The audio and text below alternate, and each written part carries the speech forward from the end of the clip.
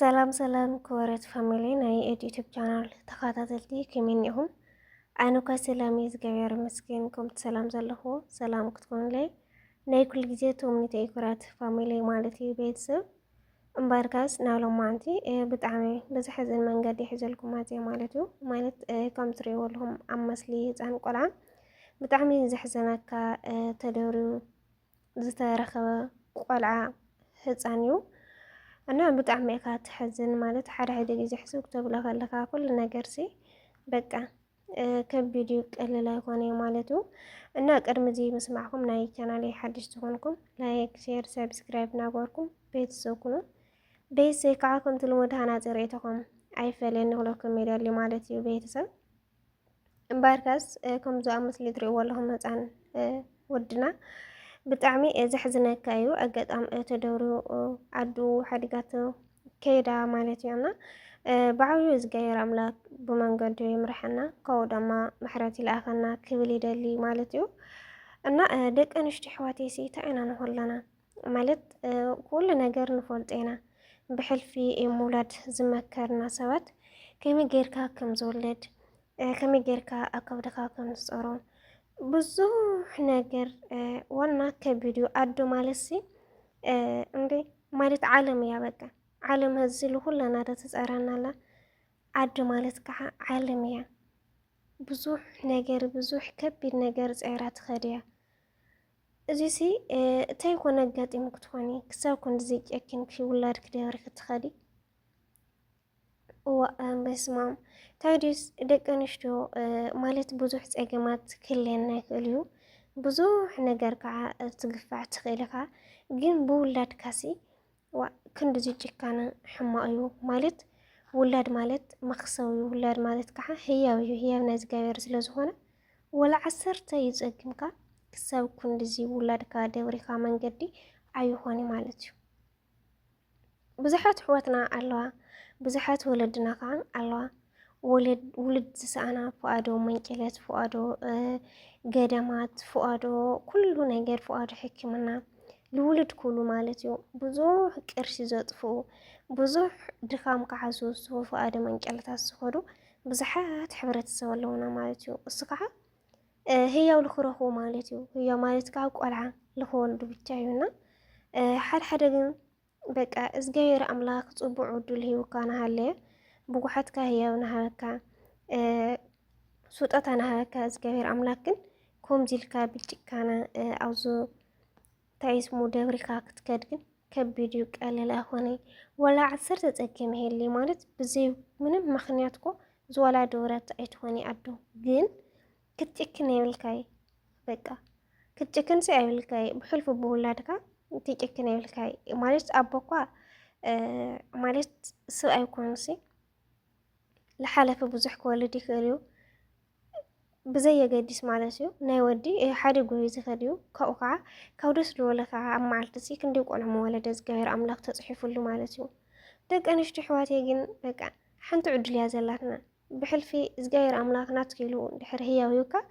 ልትው ዝፈጠረልካ ህያብ ክሳብ ዘለኻዮ ዕለት ይሕማቐካ ይፀብቕካ ተኸናኺንካ ክትሕውዮ እዩ ዘለካ ወላ 10 ፀገም ይሃሊ እዚ ኣቡሽ እዚሲ ፅባሕ ንጉሆ ዓብዩ እንታይ ከም ዝኸውን ይፍለጥ ጳጳስ ዲ ይኸውን መራሒ ዲ ይኸውን ተምሃራይ ዲ ይኸውን ብዙሕ ዕድል ኣለዎ ዝወዲ እና ክንዲ ዘይስተ ዓይና ንጨክን ኣነ ብጣዕሚ ማርያምን ግርም ይለኒ ከምዚ ናስ ኣይንጨክን ደቂ ኣንስትዮ ሓወይ ደቂ ኣንስትዮ ኣሕዋተይ ማለት እዩ ኣይንጨክን ማለት ህይወት ሒዝና ህይወት ክንድርስ ኣይብልናን ከመይ ጌርና ደብሪና ክንከይድ እሞ ከዓስ 9 ወርሒ ፀርካ ከውድኻ ካብቲ 9 ወርሒ እታ ክትወልደላ መዓልቲ ኢኻ ብዙሕ ፈተና ትሕልፍ ብዙሕ መስዋዕቲ ዘኽፈለላ ዕለት እታ ትወልደላ ማለት እዩ እና እዙይ ዘኪርካ ክንዲ ወደይ ጓሌ ኢልካ ኣንከቢካ ትሕሲ ኣብ ጉሓፍ ደብሪካ ከምዘይ ውላድካ ክትከድሲ ብጣዕሚ ከቢድ ወላ 10 ፀገም ይህሊ ብዘይ ምክንያት ወላ ደውርያት ኣይትኾኒ ግን ናተይ ሕቶ ወላ ፀገም ይሃሊ ብዙሕ ወላ ፀገም ይኹን ወላ ዝተክሒዳ ድያ ወላ ብሰብኣያ ወሽቃ ድያ ገለ ክትከውን ትኽእል እያ ግን ጓልስ ጠንካራ እያ ክትከውን ዘለዋ በቃ ብሕልፊ ብሰብኣይ ካብ ንእሽተን ነገር ተዓንቂፍካ ማለት እዩ ንስኻ ጥንካርነትካ ኢኻ ትሪኦ ትኽእል እምበይ ወይ ብውላድካ ክድርዮ ወይ ከዓ ኣብዚ ስራሕካ ክትኣቱ እሞ ስኢልካ ጥፈሽ ክትከውን ኣይብልካይ ማለት በቃ ብሰብኣይካ ብሒት ትፈቲንካሲ ጠንካራ ጓል ኢኻ ክትከውን ዘለካ በቃ ትሕቲኡ ዝርአየካ ነበረስ ልዕሊኡ ክትከውን ኢኻ ትፅዕር እና ብጣዕሚ እየ ዝሕዝነካ ማርያምን ብጣዕሚ ኣነ ከቢድኒ በቃ እንድዒ ስምዒት የተቋፀረ እየ ብዝገድስ ቢያነስ ዝናገር ኣለኹ እምበይ ብጣዕሚ እየ በቃ ዓንቱ ስምዒታዊት ኮይነ በቃ ብሕልፊ ምስ ረኽቦ ኣብ ፌስቡክ ካብለ ብጣዕሚ እየ ቆልዓ ዝፈቱ ኣነስ ማርያምን በስመ ኣብ ምስ ቆልዓ ዘለኒ ፍቕሪ ልወይኒ እዩና ከምዚ ኢልካ ተደውርዩ ክትሓድግ ከለኻ ከቢድ ወይ ክትሪኦ ከለኻ በቃ ሰስ ልውላድ ኢሉ ብዙሕ ላፀዓረ ልውላድ ኢሉ ብዙሕ መስዋእቲ እናኸፈለ ልውላድ ኢሉ እናተዳኸመሲ ከመይ ጌርካ ኢኻ ደብሪኻ ጨኪንካ ትከይድ እና ቢያንስ በቃ እንዲ ማለት ሕብረተሰብ ኩላትና እኳ ሓደ ዓይነት ተፈጥሮ የብልናይ ልተፈላለዩ ማለት ከም መልክዕና ከም ባህርያትና ሓደ ዓይነት ክንከውን የብልናይ ልተፈላለዩ ስለ ዝኾነ ከዓ ግኡና ጨከናት ኣለና በቃ ሂወት ከም ዘይብልና ሂወት ናይ ሰብ ነጥፍእ ግኡና ከዓ በቃ ልቲ ሂወትና ብጣዕሚ ስለ ንከናኸኖ ናይ ማንም ሰብ ከዓ ሂወት ትከናኸን ማለት በቃ ጨካናይ ትኸውን እና ግኡና ግን ሲተዕና በቃ ሕሊና ለይብልና ሰባት እመኻስ በኣቡሽ በስማም እና ካብዚ እግዚኣብሔር ኣምላኽ ይቆጥበና ማለት እዩ ብስሩ ደቂ ኣንስትዮ ኣሕዋተይ ልሲ ካብ ባዕለይ ጀሚሩ ማለት እዩ ወሊድካ ክትድብሪ ኣብ ጓሓፍ ተይወሊድካ ካብ ዘየድልየካ ሰብ ዘይምጥባቕ በቃ ዘይምጥባቕ ዘይምቅርራብ ዘይምጥናስ ይሐይሽ በቃ ጽድቂ የብሉን ሓጢኣት እዩ ባዕዩ ዝወልዓ እዚ እንድሕር ተደብሪኡ ሲ እንድሕር ተናሲሓ እንድሕር ኣድኡ ዘይወሰደቶ እግዚኣብሔር ኣምላኽ ብጣዕሚ እዩ ክፍሪ ማለት ህያው ኣምላኽ ስለ ዝኾነ ማለት እዩ እና ህያው ኣምላኽ ከዓ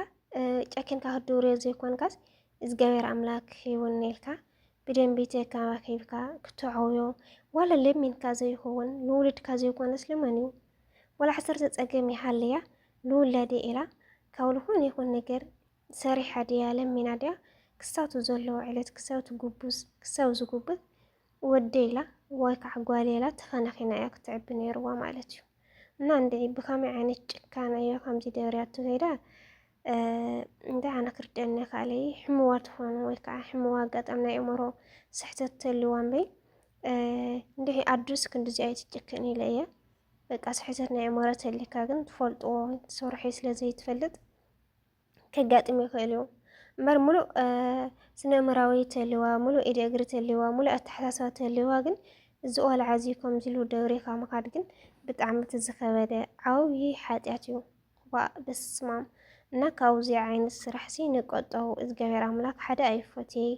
ካብኡ ድማ ምሳና ዝኸውን ወዲ ንምራፅ እምበይ ምሳና እንድሕር ዘይኸውን ወሊድካ ክድሪ ገና ተይጠወቅካዮ ካላስ ኣይደሊ መዋሊት ዝሐይሽ ማለት እዩና ብዓብዪ እግዚኣብሔር ኣምላኽ በቃ ምሕረት ይላኸልና ካብኡ ድማ ብመንገዲ ምርሐልና ክብል ይደሊ እና ብሕልፊ ደቂ ኣንስትዮ ኣሕዋተይ ግን ንጠንቀቕ በቃ ብዓብዪ ሰብ ኣነ ተናጊረ ሓደ ተናጊረ ምንም ዝገብሮ ነገር የብሉይ እቲ ብዓብዪ ግን እግዚኣብሔር ኣምላኽ እንታይ ይብለካ ብምዃን እንታይ ይብለካ ብምባል ብቻና ንፈርሕ ዘለና ደቂ ሰባት ብዙሕ ነገር ናውግዕ ብዙሕ ነገር ከዓ ንዛረብ ግን ሓንቲ ፋይዳ የብልናይ ብዓብዪ ግን እግዚኣብሔር ኣምላኽ ስለ ኩሉ ነገር ዝሪኦ ሕማቕ ሰሪሕካ ፅቡቕ ሰሪሕካ